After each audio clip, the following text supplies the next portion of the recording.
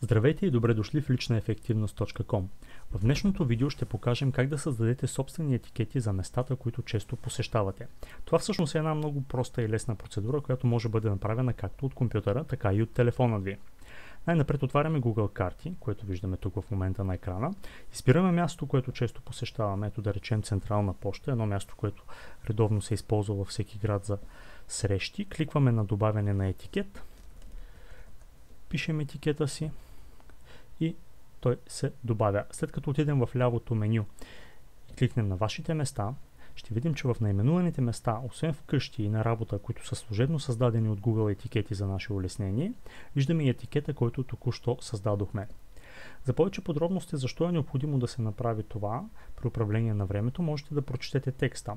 Аз тук само набързо ще кажа, че това е за да бъде по-просто.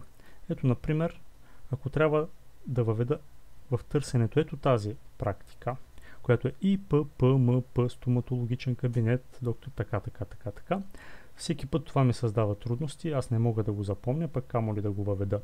Затова ми е по-лесно да добавя етикета, да кажа, че това е заболекаря ми и от тук нататък да го имам лесно и удобно във вашите места, за да мога по-лесно да го добавям в напомненията си. Същото това нещо, разбира се, може да бъде направено и от телефон. Нека да видим как изглежда там.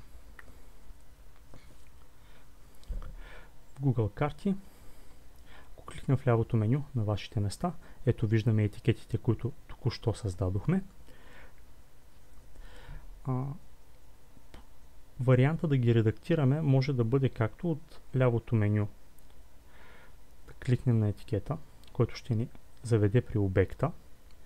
Отворим обекта, горе в дясно да изберем редактиране на етикета ви, да сменим името или направо да го премахнем. Ако става дума само за премахване, можем да го премахнем и от този списък, ето така. Премахване на етикета. Готово. По този начин минаваме през целия списък, който създадохме в публикацията как Google карти ни помага в ежедневието.